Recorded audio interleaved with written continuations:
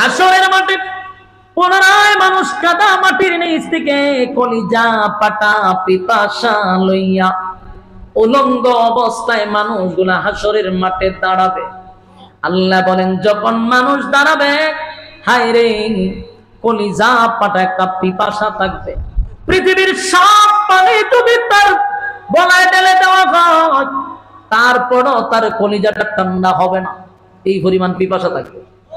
আল্লাহ কয়, তাদের পিপাসা নিবারণ করার জন্য আমার বন্ধুরে আমি হাউজে কাউসার দান করছি। সুবহানাল্লাহ। হাউজে কাউসারের পানি কারা পান করব? এই হাউজে কাউসারের পানিটাকে পান করবে রে? সবাই যে হাউজে কাউসারের পানি পান করবে বিষয়টা তো এরকম না। হাউজে কাউসারের পানিও বাপ দাদার না, এটা আমরা মামুর বাড়ির পানি না চাইলে দিয়া দিবে গ্লাস। এই পানিও সবাই পান করতে পারবে না, তাহলে পানি কারা পান করবে? আল্লাহর নবী বলেন, হাসরের মাঠে যখন আমারে পানির কাছে দাঁড় করায় রাখবে, হাউজে কাউসার, হাউজে কাউসার ক্রস করেই হাসরের মাঠে যেতে হবে। তার মানে এই পানির কাছে দিয়ে হাসরের মাঠ, এমন একটা জায়গায় পয়গম্বরকে দাঁড় করায় রাখছে, এই পানি পান করাইয়া করাইয়া হাসরের মাঠে ছাড়বে। হাসরের মাঠ একদিন দুই দিনের না, এই মাঠ 50,000 বছরের মাঠ। পানিটা পান করে যদি ভিতরে ঢুকেন, তাহলে আর পানির পিপাসা লাগবে না। এটা এমন একটা বরকতি পানি, এই পানি কেউ যদি একবার পান করে রে, আর 50,000 বছরের ভিতরেও পানির পিপাসা লাগবে না। এই পানির দায়িত্ব পয়গম্বর বরকতি হাতের পানিটা লইয়া দাঁড়ায়া থাকবে। পয়গম্বর বলবেন, আমি তাকায়া দেখব, দলে দলে দলে দলে মানুষ গুনি আসতেছে আমি নবীর হাতের পানি পান করার জন্য। আমি আপনাদেরকে পানি পান করাবো, কিন্তু আফসোসের বিষয় হলো, যখন আমার কাছাকাছি চলে আসবে, উম্মতেরা আমারে দেখবে, আমিও দেখব, কিন্তু কাছাকাছি যখন চলে আসবে রে, তখন দেখব আমার মাঝখানে আর উম্মতের মাঝখানে একটা পর্দা পড়ে গেছে। এখন আমিও দেখি না, উম্মত আমারে দেখে না। আল্লাহর নবী একটা চিৎকার দিয়া বলবে, মালিক, হাউজে কাউসারের পানি আপনার কাছ থেকে আমি জোর করে আনি নাই, আপনি আমার হাউজে কাউসার কি করছেন ও মালিক? আমার গুনাহগার উম্মতকে পানি পান করানোর জন্য আপনি তো পানি দিলেন আমার গুনাহগার উম্মতকে পান করানোর জন্য। আমি আসছি পানি পান করাইতে, এখন আমিও দেখি না, তারাও আমারে দেখে না। এমনটা কেন হয়ে গেল? এমনটা তো হওয়ার কথা ছিল না। আল্লাহ তখন বলে, বন্ধু, আমি আল্লাহ যা জানি আপনি নবী তা জানেন না। আল্লাহ তখন বলে, হাবিব, দিল ভরা পানি পান করানোর জন্য দাঁড়ায় আছে, আপনার তো দিল ভরা মহব্বত নেই, উম্মতরে পানি পান করাইতে চান গো নবী। আমি আল্লাহ কেন মাঝখানে পর্দা ফালাইছি জানেননি? যারা আপনার কাছে পানি পান করতে আসছে, তারা দুনিয়ার জমিনে আপনার রেখে যাওয়া ইসলাম পালন করে নাই গো নবী। তারা আপনার রেখে যাওয়া ইসলাম পালন করে নাই, আপনার ধান ধান ভাঙ্গা ইসলাম পালন করে নাই, রক্ত মাখা ইসলাম পালন করে নাই। তারা পালন করছে বাপ দাদাদের ইসলাম। ঠিক বাড়ি দিয়া কইবেন, অসুবিধা কি? অহন ঠিক করার দরকার নেই। আসেন এরকম বাপ দাদার ইসলাম বাংলাদেশ। আল্লাহ রাব্বুল আলামিন হাসরের মাঠে পয়গম্বরকে স্পষ্ট মেসেজ জানায়া দিবে রে, পয়গম্বর দিল বড়া মহব্বত লইয়া পানি পান করাইতে আসছেন, মাঝখানে পর্দা ফালায়া দিলাম, আপনিও দেখেন না, তারাও আপনারে দেখে না। কেন এমনটা করলাম? এরা দুনিয়ার জমিনে বাপ দাদার ইসলাম পালন করছে, আপনি নবীর রেখে যাওয়া ইসলাম পালন করে নাই। আমার যুবক ভাইরা, পয়গম্বর তাকায়া দেখবে উম্মতেরা দলে দলে আসতেছে, কিন্তু মাঝখানে প্রায় সময় পর্দা পড়ে যায়। আল্লাহর পয়গম্বর তখন ডাক দিয়া বলে, উম্মতেরা রে, কেন রে? আমি না তোদের কাছে আমানত রেখে আসছিলাম। আমি নবীর শরীরে যে জায়গার মধ্যে কোনোদিন মশা এবং মাছি আমার শরীরে বসতো না, আমি আল্লাহর পয়গম্বর যদি হাত তুইলা বলতাম আল্লাহ ইসলাম কায়েম করে দেন, আমার মালিক এমনি ইসলাম কায়েম করে দিত। কিন্তু আমি নবীর রক্ত জড়াইলাম। আমার অসংখ্য সাথী সঙ্গীরা দিনের দাওয়াত দিতে গিয়া রক্ত দিল, রক্তে রঞ্জিত হইল, হাজার হাজার সাহাবীরা শাহাদাত বরণ করলো। আমি নবীর শরীরে এমন কোন জায়গা নাই যেখানে পাথরের আঘাত আমি পাই নাই। আমার শরীরে রক্ত রঞ্জিত হইল, আমি আঘাতের পর আঘাত পাইলাম। এমন কি আমি উহুদের ময়দানে দান ভাঙছি, বেহুশ হয়ে পড়ে গেলাম কয়েকবার। এত রক্ত জড়াইলাম, যেখানে দোয়া করলে ইসলাম কায়েম হয়ে যায় সেখানে আমি রক্ত কেন জড়াইলাম? এটা দিয়া উম্মতকে বোঝায়া দিলাম, উম্মতেরা রে, ইসলাম নামক বৃক্ষটার নিচে মাঝে মধ্যে শরীরের তাজা রক্ত ঢেলে দিতে হয়। রক্ত ছাড়া ইসলাম জিন্দা হয় না, রক্ত ছাড়া ইসলাম জিন্দা হয় না। আমার যুবক ভাইরা, যে কোনো বিষ পিছনে যদি রক্ত ঝরে সেটার একটা ভালো সুফল আসে।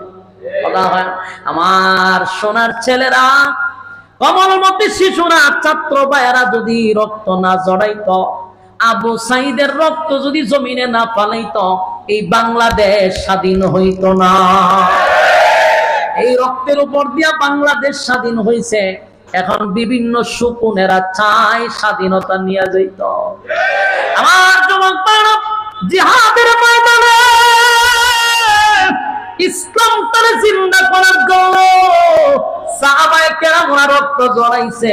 এই ইসলাম তারা রক্ত দিয়া জিন্দা করে গেছে। আল্লাহর নবী বলেন, আমি কমপ্লিট ইসলাম আমার উম্মতের কাছে আমানত রেখে আসছিলাম। আমার আমানত রেখে ইসলাম তারে কেন তোরা মন গড়া ইসলাম পালন করলি? রেখে যাওয়া ইসলাম কেন পালন করলি না? বাপদাদারে অনুসরণ করলি, আমি নবীর তরিকায় চললি না, আল্লাহর হুকুম মানলি না। ফিরে যে ভাবে কইছে মুরিদ সেই ভাবেই চলছে, এটার নাম ইসলাম না। কোরআন এবং সুন্নাহ কি বলে সেটার নাম হলো ইসলাম। আমার পীর কি বললো এটার নাম ইসলাম না। আমার যুবক ভাইয়েরা, কথাগুলি আমি জানি আপনাদের দিলে কষ্ট লাগতে পারে, কিন্তু হক কথা গোনা বলা আল্লাহ নিজেই বলছেন, ওয়াতাওয়াসাউ বিল হক। বান্দারে সদা সর্বদা হক কথা বলবি, আর না হয় আমি আল্লাহর জান্নাত কোনো ভীতু মানুষের জন্য রাখি নাই। যারা জীবনের ভয়ে হক কথা বলে নাই, এমন মানুষের জন্য আমি জান্নাত দিব না। আমার যুবক ভাইরা, দিলের কান লাগায় শুনুন, কিয়ামতের ময়দানে হাবিবে কিবরিয়া বলবে, উম্মতেরা রে, কোন কারণে আমার রেখে যাওয়া ইসলামটা পালন করলি না? কেন পালন করলি না? আমি নবী না তোদের জন্য রক্ত দিলাম? আমি নবী না দান ভাঙলাম? আমি নবী না তায়েফের ময়দানে রক্ত জড়াইলাম? এরপরও কেন আমার রেখে যাওয়া ইসলাম পালন করলি না? পয়গম্বর সেদিন বলবে, সুহকান সুহকান লিমান গায়রা বাদি, দূর হয়ে যা, দূর হয়ে যা, এমন উম্মতের আমার কোনো দরকার নাই।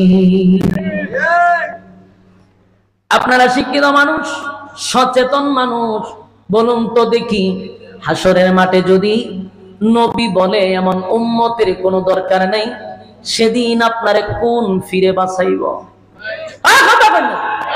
শালি বাবা আপনারা বাঁচাইব? মেরালি বাবায় বাঁচাইব? আইজন বাবায় বাঁচাইব? কীর্তন বাবায় বাঁচাইব? ল্যাংটায় আপনারে বাঁচাইব? সেদিন কেউ কারো হবে না। আমার কথা নয় গো, আল্লাহ কোরআনে বলেন, ইয়াউমা ইয়াফিরুল মারউ মিন আখিহি ওয়া উম্মিহি ওয়া আবি ওয়া সাহিবাতিহি ওয়া বানি। কিয়ামতের কাঠিল ময়দানে মা সন্তানের পরিচয় দিবে না, বাবা সন্তানের পরিচয় দিবে না গো। মা সন্তানের পরিচয় দেয় না, সন্তান মার পরিচয় দেয় না। মা তার সন্তানকে চিনবে, এটা আমার সন্তান। হাসরের মাঠে পরিচয় দিবে না কেন জানেননি?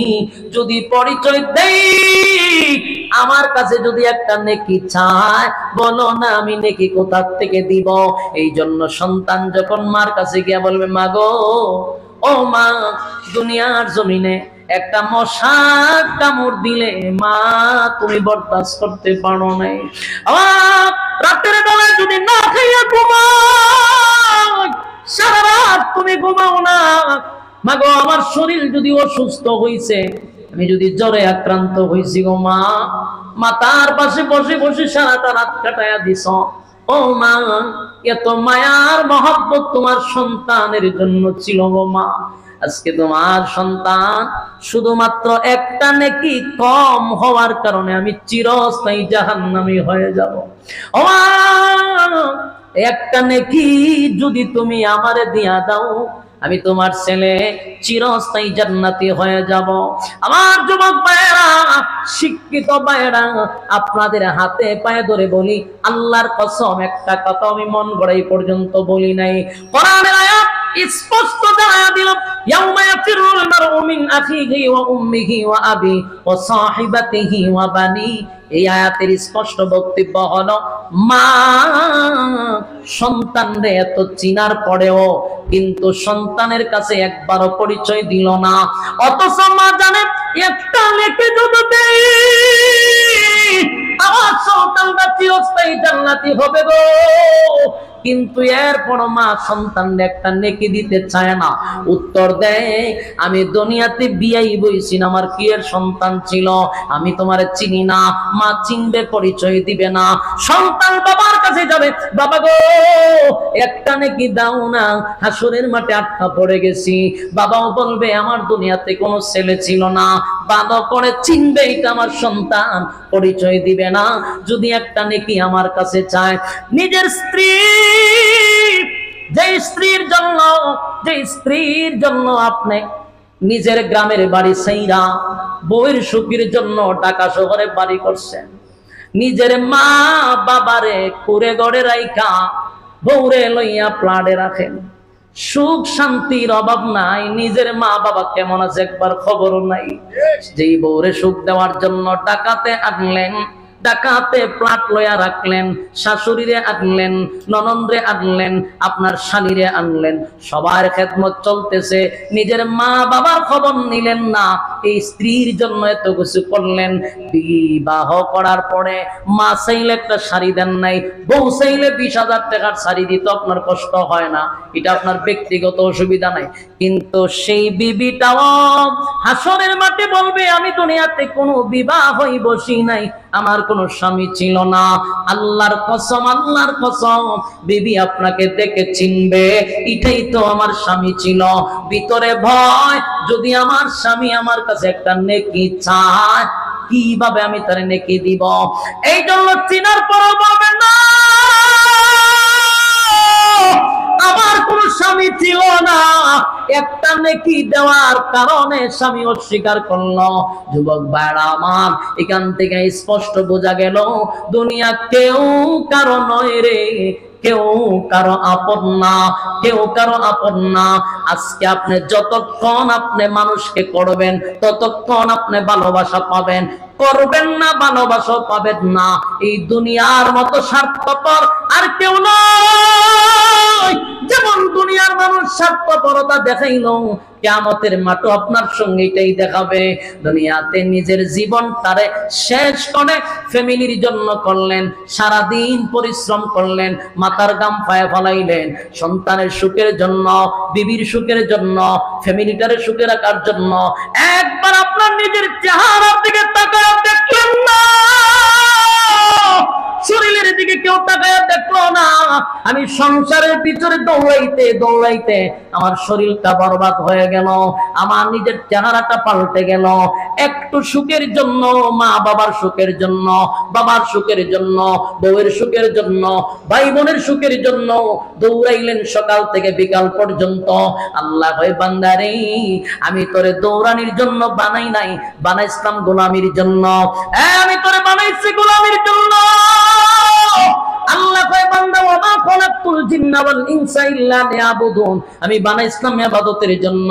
আপা হাসিবতুম আন্নামা খালাকনাকুম আবাসা ওয়া আন্নাকুম ইলাইনা লা তুরজাউন, অনর্থক বানাই নাই, অকারণে বানাই নাই, নিষ্প্রয়োজনে বানাই নাই। এই আমি বানাইছি ইবাদতের জন্য, কিন্তু 24টা ঘন্টার ভিতরে বান্দা দুনিয়া দুনিয়া দুনিয়া, মা বাবার সময় দেয়, স্ত্রীর সময় দেয়, ব্যবসার সময় দেয়, বন্ধু বান্ধবের সময় দেয়, বিপিএল খেলায় সময় দেয়, আইপিএল এর সময় দেয়, ফেসবুক শরীফের সময় দেয়, অনলাইনে সময় দেয়, সময় নাই শুধু আল্লাহর বেলা। বাস্তব না বাস্তব?